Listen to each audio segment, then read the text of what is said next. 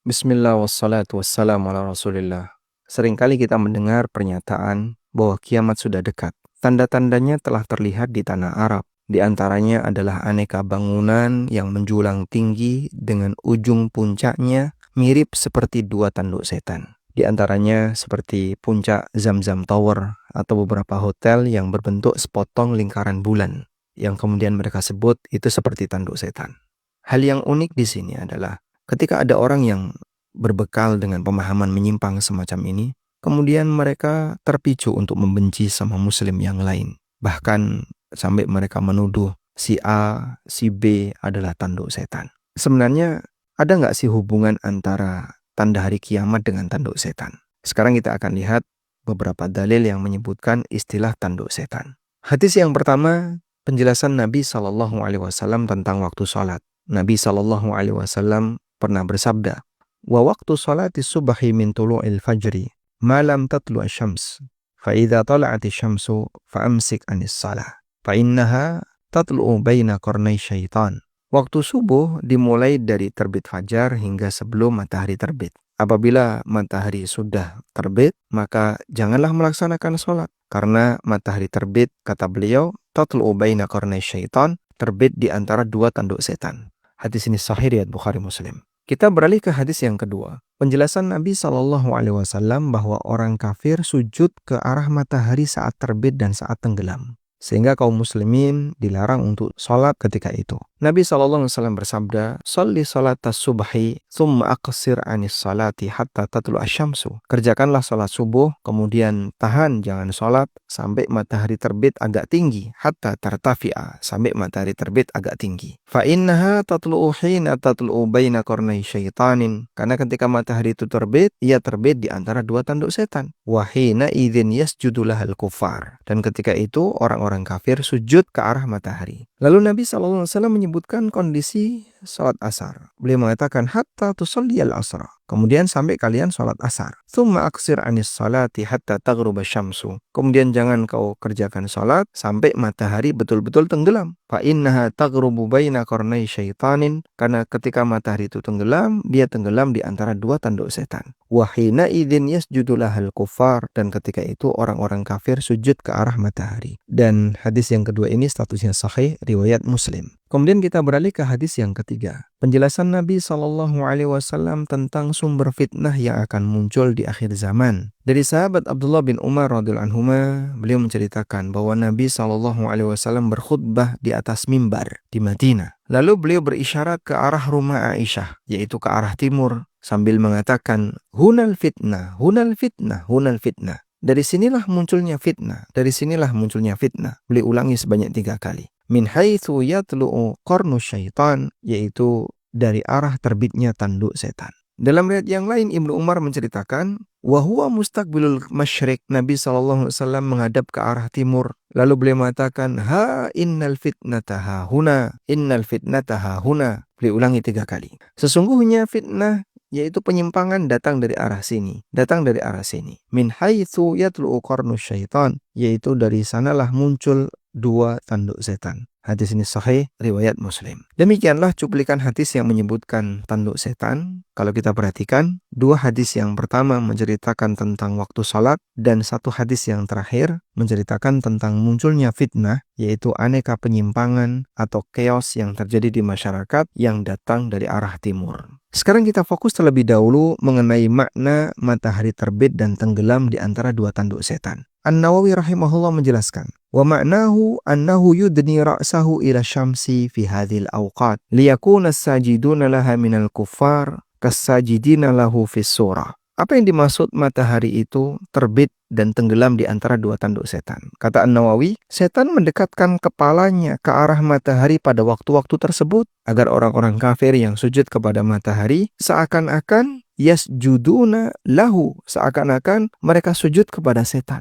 Fisurah secara lahiriah. Sehingga kenapa setan mendekat ke arah matahari terbit dan tenggelam, sehingga matahari terbit dan tenggelam di antara 2 tanduk setan. Setan mendekat ke sana agar orang-orang kafir yang sujud itu seolah-olah sujud kepadanya. Demikian keterangan An-Nawawi dalam syarah Sahih Muslim. Karena itulah Nabi SAW melarang kita untuk sholat sunnah di saat matahari terbit atau tenggelam, agar sholat yang kita kerjakan tidak menyamai para penyembah matahari yang beribadah di waktu terbit dan tenggelamnya matahari. Ibnu Qutaibah pernah mengatakan, karihalana Rasulullah sallallahu alaihi wasallam an nusalliya fil waqti alladhi yasjudu fihi abadatu syamsi li syamsi. Rasulullah sallallahu alaihi wasallam membenci praktek kita untuk salat pada waktu ketika para penyembah matahari sujud kepada matahari. Wa a'lamana anna syaitan hina idzin fi jihati matla'i syamsi, dan beliau memberitahu bahwasanya setan ketika itu, au anna iblisa fi dzalikal waqt, atau iblis ketika itu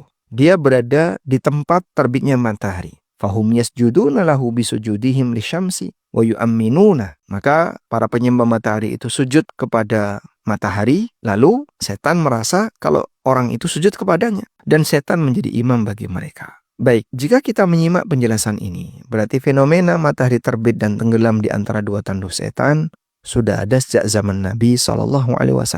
Karena larangan ini berlaku sejak zaman beliau SAW hingga akhir zaman. Berikutnya kita beralih ke hadis tentang fitnah akhir zaman, di mana Nabi SAW pernah berkhutbah di atas mimbar, lalu beliau menghadap ke arah timur atau berisyarat ke arah timur, lalu mengatakan hunal fitnah, hunal fitnah. Dari sinilah munculnya fitnah. Beliau ulangi sebanyak 3 kali, min haitsu yatlu'u qarnu syaitan, dari arah terbitnya tanduk setan. Hadis riwayat Bukhari Muslim. Fitnah yang dimaksud dalam hadis ini adalah penyimpangan. Dan di sini Nabi SAW tidak spesifik menyebutkan tanda hari kiamat. Beliau hanya menyampaikan bahwa akan muncul aneka penyimpangan dari masyarakat yang tinggal di arah timur Madinah. Lalu seperti apa timur Madinah itu? Timur Madinah adalah wilayah Najd, wilayah Bahrain, dan ke timur terus hingga masuk wilayah Irak. Abu Hatim Ar-Razi pernah mengatakan, Masyrikul Madinah wal Bahrain, wa Musailamah minha, wa khurujuhu kana awwal hadithin hadatha fil Islam. Sebelah timur Madinah artinya adalah wilayah Bahrain, dan di sanalah Musailamah Al-Kadzab, si nabi palsu itu berada. Kemunculannya merupakan peristiwa fitnah pertama yang terjadi di dalam Islam.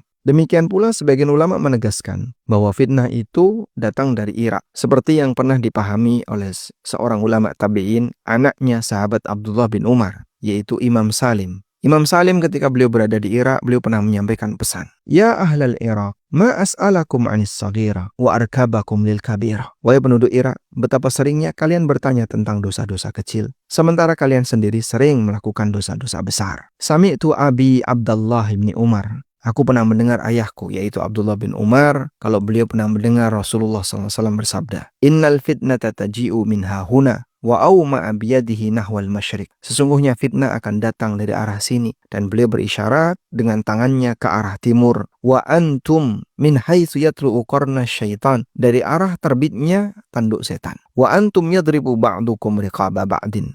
Dan sekarang kalian lihat, kalian saling membantai antara satu dengan yang lain. Hadis riwayat Muslim. Al-Hafidz Ibnu Hajar menjelaskan, Kana ahlul masyrik yawma idzin ahla kufrin. Penduduk daerah timur ketika itu, di masa Nabi SAW, adalah orang-orang kafir. Fa akhbara sallallahu alaihi wasallam annal fitnata takunu min tilkan nahiyah. Lalu Rasulullah SAW menyampaikan bahwa nanti akan muncul aneka fitnah, aneka penyimpangan dari arah tersebut. Fakana kama akhbar. Dan benar-benar terjadi sebagaimana yang beliau kabarkan. Wa awwalul fitnati kana min kibalil masyrik. Penyimpangan pertama kali muncul dari arah timur. Fakana dzalika sababan lil furqati bainal muslimin, dan itu menjadi sebab perpecahan terjadi di antara kaum muslimin. Wa dzalika mimma yuhibbuhu syaitan wa yafrahu bihi, dan hal itu sesuai dengan apa yang disukai oleh setan dan membahagiakan setan. Wa kadzalikal bid'ah nasya'at min tilkal jihah. Demikian pula aneka penyimpangan-penyimpangan bid'ah itu muncul dari arah tersebut, yaitu dari arah timur. Lalu Al-Hafidz mengutip keterangan Al-Khattabi, kata beliau, Najd min jihatil masyrik, wilayah Najd dari arah timur, wa man kana bil Madinah kana najduhu badiyatal Iraq wa nawahiha. Mereka yang tinggal di kota Madinah, wilayah Najd adalah padang pasir Irak dan sekitarnya. Wahia masyriku ahlil Madinah, dan itu adalah arah timur bagi kota Madinah. Baik, intinya di sini beliau menjelaskan bahwa aneka fitnah dan penyimpangan yang terjadi di kalangan kaum muslimin itu terjadi muncul pertama kali dari arah timur kota Nabi SAW.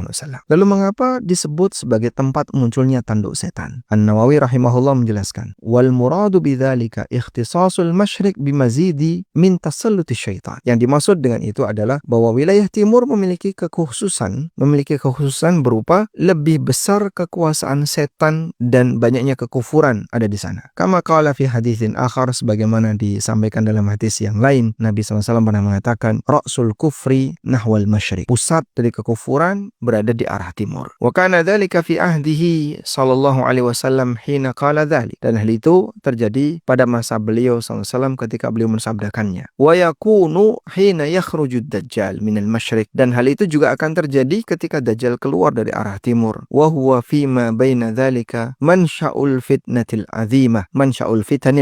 Di samping itu, di antara dua masa tadi, yaitu di masa Nabi SAW masih hidup dan di masa munculnya Dajjal, wilayah timur itu menjadi tempat munculnya berbagai macam fitnah-fitnah besar. Cucu Nabi SAW Husain bin Ali radhiyallahu anhu terbunuh di padang Karbala. Aneka penyimpangan muncul dari arah timur, di mana kesesatan dan penyimpangan dalam masalah paganisme banyak muncul dari arah timur. Sehingga sebutan tanduk setan dari arah timur menunjukkan potensi kekufuran dan penyimpangan yang lebih besar di arah timur. Lalu apakah ini ada kaitannya dengan tanda hari kiamat? Jika yang dimaksud tanda hari kiamat di sini adalah semua kejadian setelah diutusnya Nabi SAW, maka pernyataan ini benar. Karena pasca diutusnya Nabi SAW, perjalanan manusia itu menuju kiamat. Namun, jika yang dimaksud tanda hari kiamat di sini adalah masa dekatnya munculnya Dajjal, maka mungkin pernyataan ini tidak ada hubungannya dan tidak benar, karena tidak ada hubungan hadis ini dengan keluarnya Dajjal. Lalu bagaimana dengan bangunan seperti tanduk setan? Nah, ini hanya mengada-ada saja. Itu sebenarnya bukan tanduk setan, itu adalah sepotong bulan dan tidak ada hubungannya dengan tanduk setan. Wallahu a'lam.